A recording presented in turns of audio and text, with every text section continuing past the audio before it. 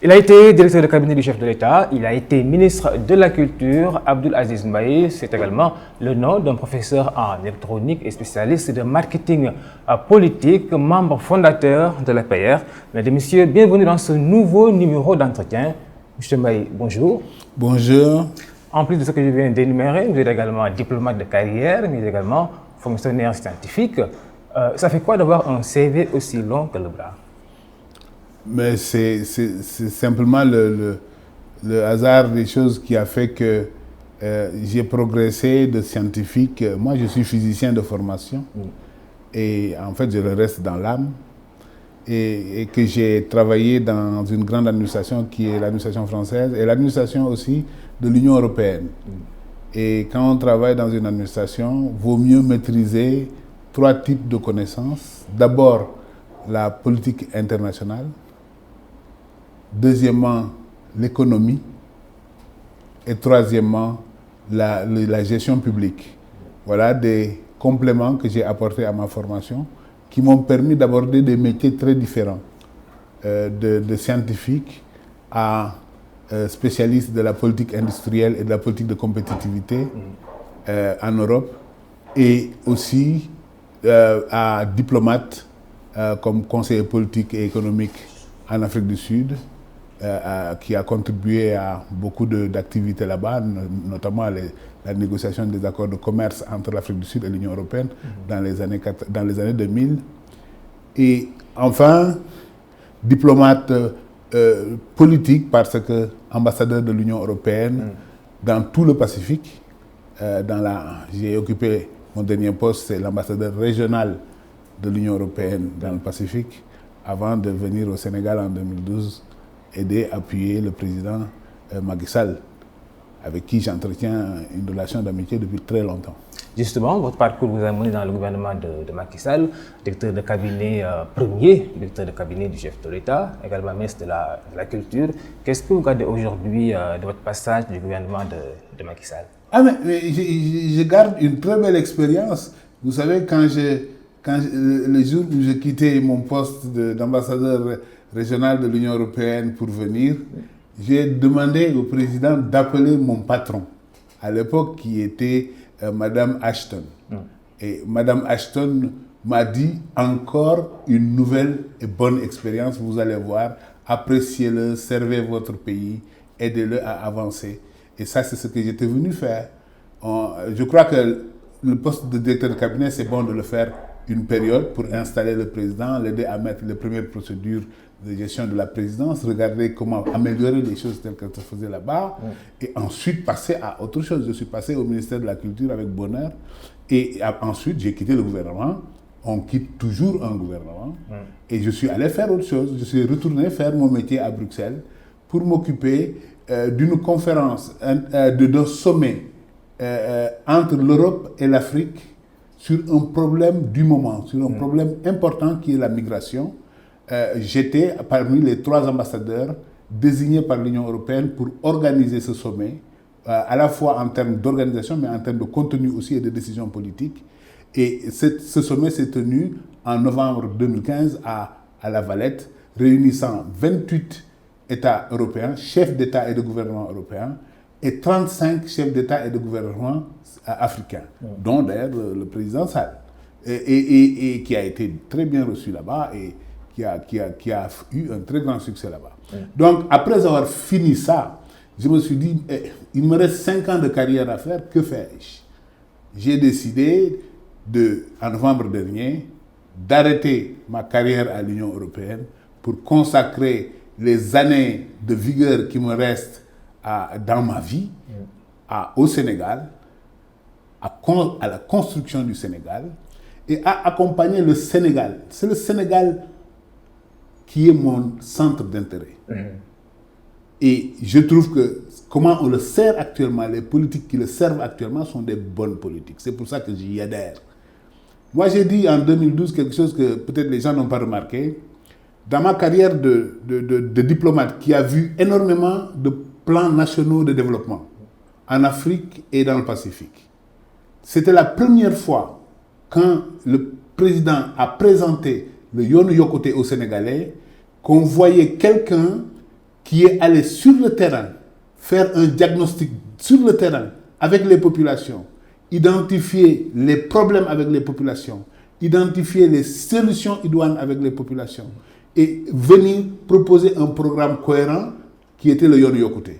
Ce Yoonu Yokkute a évolué, a été mis en forme avec maintenant un plan d'action pour aller vers l'émergence, c'est-à-dire pour sortir de la pauvreté, sortir de la désorganisation des pays en développement, pour réellement créer un pays moderne, un pays bien gouverné et un pays où règne la paix et le respect de l'autre. Et ça m'amène à l'élection qui se passe actuellement. Et pourquoi je suis ici? Je suis ici pour le Sénégal, pour dire des choses que les Sénégalais doivent savoir. Qu'on arrête d'essayer de les tromper en leur faisant croire qu'on choisit que des députés. C'est pas ça. On choisit parmi des coalitions.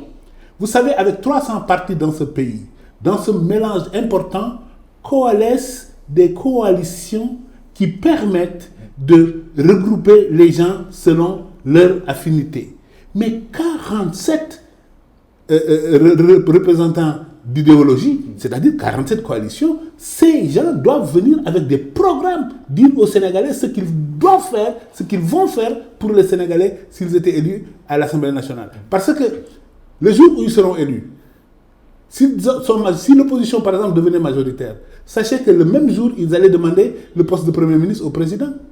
Parce que si le président ne leur donne pas, tout Premier ministre qui vient présenter devant eux une déclaration de politique générale se verrait voter une motion de défiance. Et cesserait d'être Premier ministre dans la salle, pas dehors. Il n'a pas besoin de démission, il aura été démissionné par le Parlement. Un Parlement qui a cette puissance-là représente une politique, doit être rempli de gens qui, chacun est motivé par un programme politique, un programme de développement proposé aux Sénégalais, approuvé par les Sénégalais, et qui fait que les Sénégalais se retrouvent dans ce qui sera fait demain par les gouvernants, à travers le Parlement et à travers les institutions de ce pays. Voilà une chose qu'on cache délibérément aux Sénégalais en leur faisant croire que ce n'est que le choix de députés. C'est pas ça. On choisit parmi des coalitions. Maintenant, je vais dire quelque chose. Et là aussi, il faut dire aux Sénégalais cette hypocrisie qui existe aujourd'hui ici. 300 partis. Quand quelqu'un veut tirer des ressources du pouvoir en place, quel qu'il soit d'ailleurs, c'était avant aussi pareil, il crée un mouvement ou un parti pour faire de la pression. Et quand il ne réussit pas, il adhère dans une coalition d'opposition. Et c'est comme ça qu'on se retrouve avec 47. Moi, j'ai écrit un article sur le gouvernement de développement. Vous pouvez le trouver dans l'Internet. J'explique qu'il faut que les Sénégalais, une fois le débat politique fini, se réunissent pour rassembler les compétences existantes, qu'elles soient d'opposition ou du pouvoir, pour prendre les meilleurs et faire un gouvernement de développement. C'est ce que fait les États-Unis. Les États-Unis, ils ont les moyens, sur 2 lignes politiques, de se créer des coalitions d'intellectuels qui, alternativement, viennent gouverner le pays. Mais ils ont assez d'intellectuels pour le faire, ils ont assez de techniciens pour le faire, ils ont assez de spécialistes pour le faire. Chaque domaine est représenté dans l'une ou l'autre des voies politiques aux États-Unis. Et quand un gouvernement change aux États-Unis, il y a 4 000 ou 5 000 personnes qui changent dans le plus haut niveau de l'État pour laisser leur place à 4 000 ou 5 000 personnes de l'ancienne opposition qui deviennent les dirigeants. Il faut que dans ce pays, on travaille ensemble une fois l'élection finie. C'est pour ça qu'il faut qu'on fasse l'élection dans la paix, dans la sérénité et dans le fair play. Le fair play. Ce n'est pas seulement aux footballeurs qu'on demande le fair play. Il faut demander le fair play à l'ensemble des acteurs en compétition. Et aujourd'hui, en politique, on a une compétition politique. Mais on ne peut pas faire la politique en faisant des caravanes, avec des gens à la tête des caravanes qui sont armés de sabres, de coupe-coupe et de pistolets, de quelque bord qu'ils soient. C'est pas acceptable. C'est pas acceptable. le pouvoir peut venir aujourd'hui expliquer son bilan parce qu'il a fait quelque chose pour les Sénégalais. Moi, j'en suis témoin. J'ai vu naître ici les bourses familiales de sécurité. C'est les pauvres qui reçoivent ça. Un bilan quand même mitigé pour les Sénégalais. Mais tout bilan est mitigé. Il n'y a pas une œuvre humaine qui soit parfaite.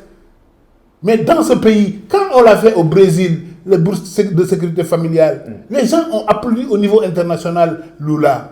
Quand on le fait au Sénégal, il faut que les gens applaudissent au lieu de dénigrer. Il faut arrêter ces choses-là. Là, ça, c'est la première chose. La couverture maladie universelle. Moi, quand j'étais ministre de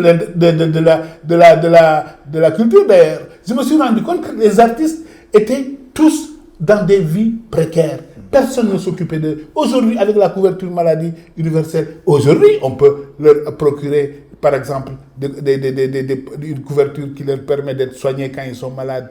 Mais il y a énormément de choses que les Sénégalais ont vues. Le PUDC. Voyez-vous aujourd'hui des villages qui étaient isolés,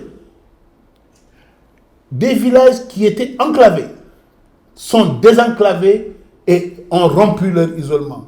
Ils ont accès à l'électricité, à l'eau. Ils ont accès à des centres de santé. Ils ont accès à des écoles pour leurs enfants. Mais ça, ce PUDC, mais je vous garantis que rien que ce PUDC désarme toute opposition. Parce que les gens à l'intérieur du pays, eux, mesurent. Ils mesurent le progrès qui a été fait dans leur vie. C'est bien d'être ici un cyberpoliticien à Dakar et de découvrir le Tata après 63 ans. De découvrir le taxi sénégalais après 63 ans. Mais les Sénégalais, pendant ces 63 ans, ils vivaient. Ils ont nourri des opposants comme le président Abdoulaye Wade. Ils ont eu des alternances dans ce pays. Ils votent depuis 1848. C'est un peuple mûr. Il a le droit que ces politiciens soient à la hauteur de sa qualité. Les politiciens ici doivent respecter les Sénégalais et arrêter ces hypocrisies qu'ils cachent. Ils cachent la nature des élections aux Sénégalais. Ils cachent qui est derrière chaque coalition. Derrière les coalitions, il y a beaucoup d'intérêts personnels qui fonctionnent. Alors, ça c'est un jeu de ping-pong entre opposition et pouvoir. Mais est-ce que le Sénégalais lambda quand même est en phase avec le bilan du chef de l'État?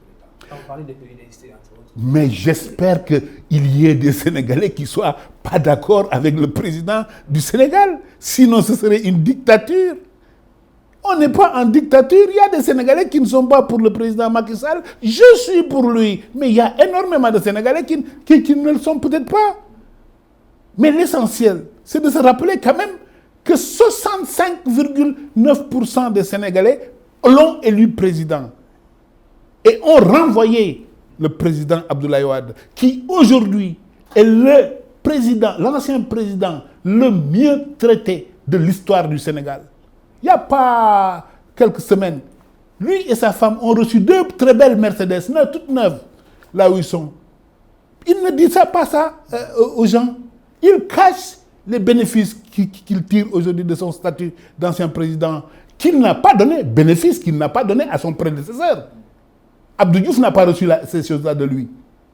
Il les reçoit de Macky Sall. Maintenant, vous savez, quand quelqu'un vous traite de dëmm, quand quelqu'un vous insulte, vous traite d'esclave, vous ne pouvez pas être amis.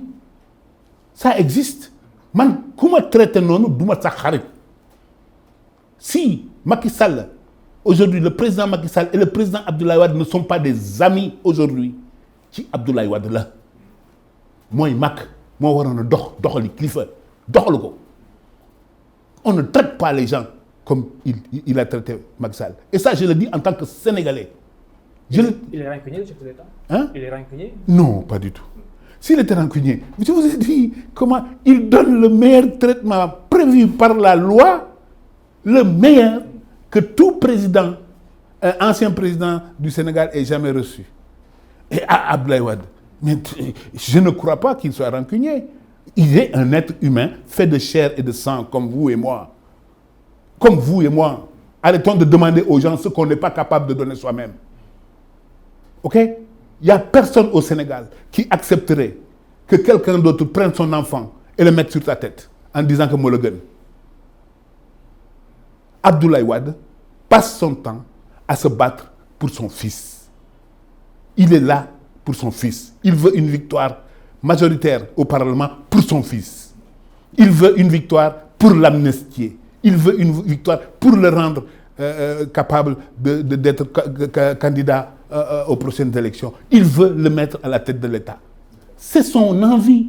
Mais cette envie-là, il ne peut pas entraîner les Sénégalais dans le sang, comme le dit, et le RIX, comme le dit Sonko, en demandant que les gens aillent manifester dans des zones interdites par la loi. Justement, quand Maître Wade se pavane dans les rues, quand il traîne des foules, quand il est appelé à manifester le mardi 25, il y a-t-il lieu de s'inquiéter?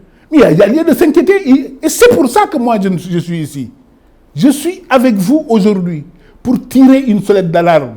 Je n'ai pas envie d'attendre après le 25 qu'il y ait des problèmes pour dire plus jamais ça. Ça, ce n'est pas un comportement acceptable d'un homme qui est au service d'un pays. Je vous ai dit, je suis ici au service du Sénégal. J'ai 63 ans. Je n'aurai plus ce que je n'ai pas eu dans le passé. Et personne ne me le donnera. Et c'est pour ça que si je vous dis que je suis là pour la paix des Sénégalais, pour la sérénité des Sénégalais, pour le droit des Sénégalais de voter dans tout le calme nécessaire, en voyant des acteurs fair play. Je suis là pour ça. Mais quand il appelle à manifester dans des zones que lui-même, en tout cas son administration en 2011, a pris un arrêté pour interdire qu'on manifeste là-dedans. Parce qu'on ne peut pas menacer avec des manifestations des institutions de la République. Vrai ou faux? Donc, quand lui-même, il avait pris ces décisions, ça marque le bon sens. Si aujourd'hui, il convoque les gens à aller manifester là-bas, et Dieu sait, moi je suis de ceux qui voient qu'il y a énormément d'enfants qui courent derrière lui. Je doute que ce soit des électeurs. Hein? Je crois qu'il y a beaucoup de Ndiran, comme on dit en Wolof. Ndiran là. Abdoulaye Wade est un grand Ndiran au Sénégal aujourd'hui. Ben, là où il passe, tout le monde veut le voir. Et c'est normal. C'est l'ancien président du Sénégal. Il a une certaine affection entre lui et les gens. Une nostalgie. Attendez, ce n'est pas une nostalgie politique. Ouais. Les Sénégalais, à 65%, l'ont refusé. Et ceux qui le supportent, lors du vote sur le référendum, à 63%, ont été battus encore. Donc 65, 63, les 2/3 des Sénégalais ne veulent pas de ce système-là. Ne veulent pas de cette réflexion-là. Maintenant, le problème n'est pas là. Le problème, c'est quand il convoque là-bas ses enfants à venir manifester à la place de l'indépendance ou je ne sais où, sachant très bien que ce ne sera pas toléré par l'État. Les gens oublient qu'il y a des gens dans l'armée, dans la police, hein, qui sont mandatés pour maintenir l'ordre. Ils n'ont besoin de recevoir aucune instruction du président de la République pour maintenir l'ordre. Et je le sais. Ces gens-là ne vont pas laisser transgresser les règles ici. Vous prenez des jeunes, beaucoup de la banlieue par exemple, qui viennent manifester à Dakar, qui se confrontent à la police. S'il y a du sang qui coule, s'il y a des morts, qui serait responsable? Vous croyez qu'on le laisserait prendre l'avion et rentrer tranquillement à Versailles? Mais c'est une erreur de croire ça. Personne n'a une immunité aujourd'hui qui permette d'attirer le peuple sénégalais dans un bain de sang. Ce n'est pas moi qui le dis, c'est Sonko. Et je ne suis pas un ami politique de Sonko. Il dit qu'il ne se mêle pas à un appel qui créerait le RIX et le sang qui coule. Baldé ne veut pas manifester avec ces choses. Les gens responsables disent non. Non.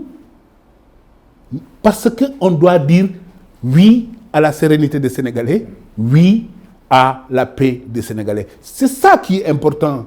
Et il faut que les gens arrêtent de faire des caravanes avec des machettes, des pistolets et des coupes-coupes en tête de l'État. Personne n'est protégé par ça. Vous savez, le pouvoir doit expliquer aujourd'hui son bilan, comme je dis, et dire aux gens la suite du programme. Et le PSE est prévu pour ça. Et je vois le travail important d'explication que fait, dans ce sens, le Premier ministre Mohamed Boun Abdallah Dionne, qui circule à travers le Sénégal en s'arrêtant. Une caravane doit s'arrêter pour expliquer les politiques qu'on propose. Il s'arrête, il dit, on a fait ça jusqu'à présent. On va faire ça demain. Ça, c'est un programme politique. Vous comprenez? C'est que l'opposition n'a pas, à votre avis. Lisez-moi le programme de Manko Taxawu Sénégal ou bien Manko Wattu Sénégal. Donnez-moi le lieu où c'est publié leur programme, où ils disent voilà l'analyse sur l'éducation, voilà ce que nous proposons, voilà l'analyse sur l'agriculture, voilà ce que nous proposons, voilà l'analyse sur... Voilà ce que nous proposons. C'est ça qu'il faut dire aux Sénégalais. Il faut qu'on arrête de prendre les Sénégalais pour des idiots. Ils ne le sont pas. Ils ne l'ont jamais été. Je suis né dans ce pays. J'ai grandi dans ce pays. Ce pays est toute ma vie. Je ne tolère plus cette démarche des politiciens qui croient qu'ils peuvent raconter ce qu'ils veulent au peuple sénégalais. On est des gens sensés, capables de choisir parmi des propositions politiques. Vous savez, le marché politique a des règles. Il faut qu'on respecte ces règles-là dans la paix et dans la décence. D'accord. Alors, le droit également pour le Sénégalais, c'est le droit de vote. Pourtant, beaucoup de Sénégalais n'ont pas encore, en tout cas pour le moment, leur pièce d'identité biométrique. C'est également une raison pour laquelle Maître Wade fait appeler à manifester le mardi prochain. Alors, la rétention des cartes d'identité aujourd'hui, qu'est-ce que vous en pensez? Une façon pour l'État... Il faut arrêter de dire rétention. Aujourd'hui, on a mis en place, je crois, plus de 1600 et quelques bureaux de vote supplémentaires pour essayer que les Sénégalais aient des endroits où voter. Ça, c'est la première chose. On a mis en place un nombre important de commissions pour distribuer les cartes. Les cartes sont produites à hauteur de 6 millions et quelques. Il faut arriver à les distribuer. Il ne faut pas prendre un président de commission chargé de distribuer les cartes et de l'accuser de circuler avec des 1000 cartes ou je ne sais quoi. Ces simagrées-là, il faut que l'opposition arrête de faire ça. Ça, c'est encore prendre les Sénégalais pour des irresponsables, pour des gens qui ne comprennent rien. Vous croyez que si quelqu'un doit faire circuler des cartes, il va les donner à un président de commission qui marche dans la rue en pleine journée?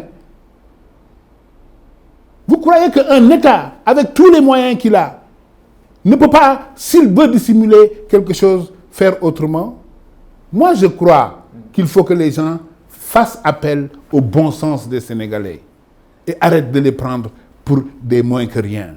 Et ça, c'est dangereux de mépriser son peuple, parce qu'un jour, le peuple vous le fait payer. Et les Sénégalais savent que depuis très longtemps, on ne peut plus voler des élections au Sénégal. Diarna, c'est fini. Ça n'existe pas ici. Le Sénégal n'est pas un État bananier là où on peut encore tricher dans les élections. Tous le disent. Tous. Wade, il l'a dit quand il était au pouvoir. Et il a vu qu'on ne peut pas tricher des élections. Sinon, il ne l'aurait pas perdu. On ne peut plus. On est organisé suffisamment. On vote depuis 1848. Maintenant, le problème qui est posé, est-ce qu'il y a une certaine lenteur dans la distribution des cartes? Mais prenons l'effort qui est fait de l'autre côté pour accélérer la distribution des cartes.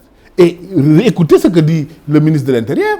Il dit qu'on est en train de faire l'essentiel des efforts possibles pour arriver à distribuer les cartes. Et moi, j'ai entendu parler de cette initiative de la société civile qui dit que, arrivé à la date limite, on devrait prendre les dispositions pour que quelqu'un qui a son récépissé et qui n'a pas eu le temps de recevoir sa carte biométrique. Parce qu'on ne reçoit pas une carte biométrique comme on reçoit une carte normale. Il y a une procédure pour recevoir une carte biométrique. On vérifie que c'est toi. En faisant quoi? En faisant ce qu'il faut pour savoir que c'est toi. Donc, si on arrive au bout et que certains ne reçoivent pas leur carte, à ce moment-là, pourquoi ne pas les autoriser, avec le récépissé qu'ils ont en main et leurs anciennes cartes, à voter? Moi, je trouve que la société civile sénégalaise est pleine de bon sens. C'est rempli d'intellectuels sérieux. Mais il faut que nos politiciens deviennent sérieux. On verrait deux choses arriver. Premièrement, des gens remplis de djom, li ñuy wax ci Sénégal, ils dissoudraient leur propre parti. Parce qu'ils verraient que ce pourquoi ils l'ont créé n'a plus raison d'être. Et ils se joindraient au parti plus important que le leur et qui développe des programmes politiques et qui développe des propositions politiques pour le peuple sénégalais. Et on verrait le nombre de partis se réduire. Rien qu'en disant que si un parti va aux élections, et les partis doivent aller aux élections, si un parti va aux élections et à moins d'1% il disparaît, on verrait le nombre de partis fictifs qui existent ici au Sénégal. Certains partis, on n'arrive même pas à trouver leur adresse. Ou quand on va à l'adresse qu'ils ont déclarée, on ne les retrouve pas. Mais arrêtez. Fictif. D'accord. Alors, le 30 juillet, c'est pour bientôt. Est-ce que vous êtes sur le terrain de la campagne ou plutôt en retrait? Ah non, moi je ne suis pas en campagne. Je ne suis pas en campagne. Mais je suis un Sénégalais intéressé à cette élection. Ceux qui sont en campagne sont en campagne. J'en soutiens certains, j'en soutiens pas d'autres. Et vous serez étonné de voir que j'encourage certaines personnes sincères, honnêtes, compétentes de l'opposition dans leur effort d'être élus. Comme qui, par exemple? Ah, ça, c'est mon problème. C'est personnel. Khalifa Sall, par exemple? Ah non, pas du tout. Pas du tout. Pas du tout. Pourquoi je l'encouragerais? Quelle est sa proposition? Vous la connaissez, vous? Non. Alors? Je vous le demande. Non, non. Moi, je ne vote pas pour quelqu'un qui ne me fasse pas une proposition. Alors, vous encouragez qui de l'opposition? J'encourage des gens. Des gens, je leur dis, allez-y, vous êtes méritants, allez-y. C'est ça une démocratie. Une démocratie, ce n'est pas seulement vouloir prendre tout.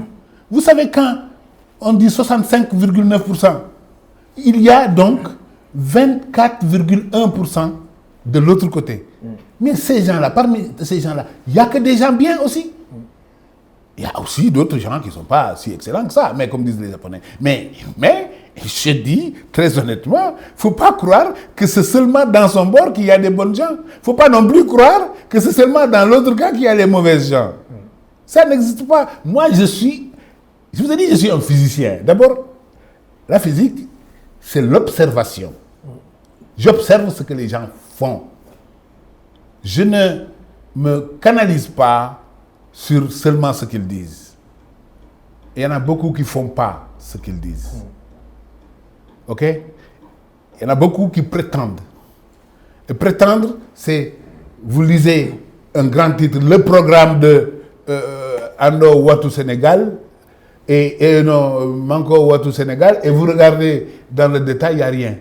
Il n'y a que moi, Djogafi Matok. Ça, c'est leur programme politique. Levez-vous, que je m'y mette. Mais Hana, les autres n'ont pas de mère ni de père. Ils veulent la même chose. Ils n'ont qu'à se battre simplement. Il n'y a pas de victimisation. Il n'y a pas... Ici, c'est le Sénégal. C'est un pays de démocratie. La preuve, je suis là en train de parler librement. Que pensez-vous de l'affaire Khalifa Sall? Parlant de victimisation. Moi, je dis une chose.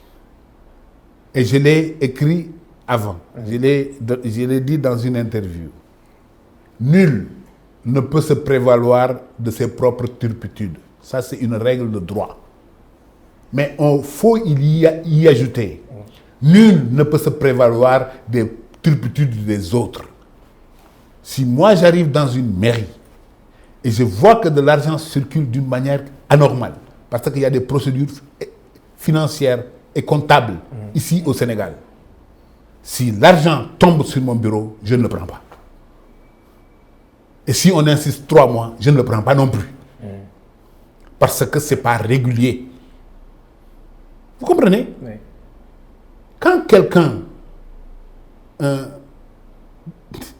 parle, il doit parler encore une fois avec une simplicité et une transparence nette.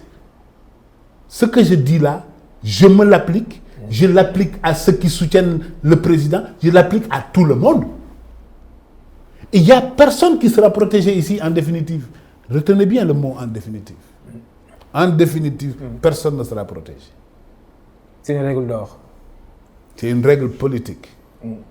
C'est clair. C'est clair. À travers le monde, les choses changent. Dans le pays, les choses changent.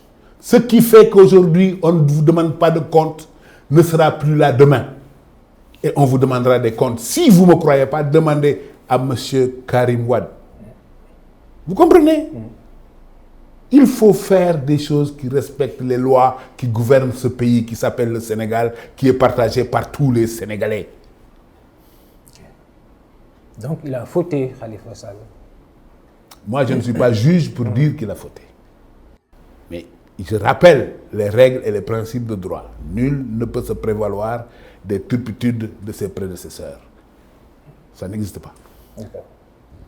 Alors, votre vision de la prochaine Assemblée nationale? Je crois que ce sera une Assemblée nationale assez disputée parce que même si je sens que et je souhaite que le président de la République ait une très forte majorité, son camp ait une très forte majorité au niveau de l'Assemblée, pour soutenir les politiques en cours. J'y crois aux politiques en cours. On peut reprocher différentes autres choses, mais les politiques en cours, j'y crois. Je crois que ça nous aidera à sortir de la pauvreté. Ça nous aidera à avancer dans la démocratie. Ça nous aidera à renforcer notre capital humain dans ce pays. Ça, je le crois. Renforcer nos infrastructures. Délivrer du développement aux gens les plus nécessiteux. Et ça, c'est important. J'y crois. Et si cette coalition gagne, et gagne bien, il y aura de l'ajustement. C'est normal. Quand on consulte son peuple et qu'on obtient des nouveaux résultats, et ça va nous amener des enseignements sur ce qu'il faudra infléchir, redresser, renforcer, améliorer. Mais c'est ça la démocratie. C'est pour ça qu'on dit toujours que les élections, c'est une respiration démocratique. Vous savez ce que c'est qu'une respiration? On inspire de l'air frais du peuple pour dégager l'air moins frais qui sont dans nos poumons. C'est ça la respiration. L'arrivée de cette élection va nous permettre d'ajuster, faire mieux pour le peuple sénégalais. Alors, ce serait un crime de lèse-majesté de ne pas parler de culture. Vous avez été ministre de la Culture. Est-ce qu'aujourd'hui, vous avez le sentiment que ce département, toujours considéré comme le parent pauvre, est en train de faire des bons en avant? Je ne parle jamais d'un ministère que j'ai déjà eu, ni d'un service que j'ai déjà eu. Vous savez, j'ai eu pendant très longtemps des ambassades que j'ai dirigées. Quand j'ai quitté, je n'ai jamais voulu commenter le travail de mes successeurs là-bas. Ça, c'est une première règle. C'est une règle de courtoisie. Hein. C'est-à-dire que si j'ai quelque chose à dire, j'irai voir mon ami et frère Mbagnick Ndiaye, je lui dirai. Mais la chose que je peux dire quand même sur la culture, moi j'aime la culture, j'ai toujours aimé la culture, ça a été toujours ma seconde zone d'activité.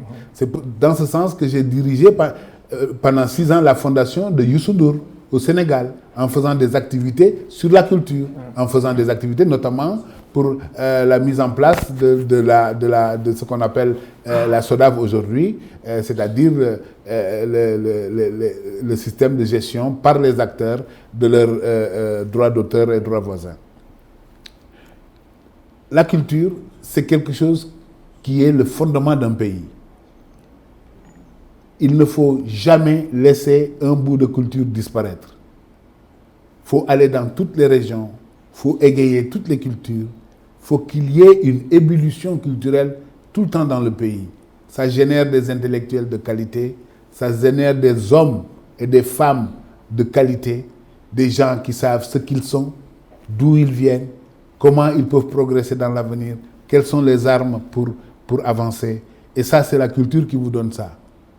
La culture nous donne tout ça. Donc, il ne faut pas laisser la culture en rade. C'est tout ce qu'il faut faire. Mais dans tous les pays du monde, on se rend compte que la politique de la culture est une politique qui est assez pauvre souvent. Même en France, hein, même au Japon, dans des pays très traditionnels, on voit que les budgets des ministères culturels, de la culture, ne sont pas souvent à la hauteur des ambitions de la culture. L'ambition des gens de devenir meilleurs. Merci, monsieur le ministre. Merci. C'est un plaisir de vous avoir reçu. Merci beaucoup. C'est la fin de ce numéro d'entretien qui recevait Abdoul Aziz Mbaye, ancien ministre de la Culture. Rendez-vous prochainement sur Dakaractu.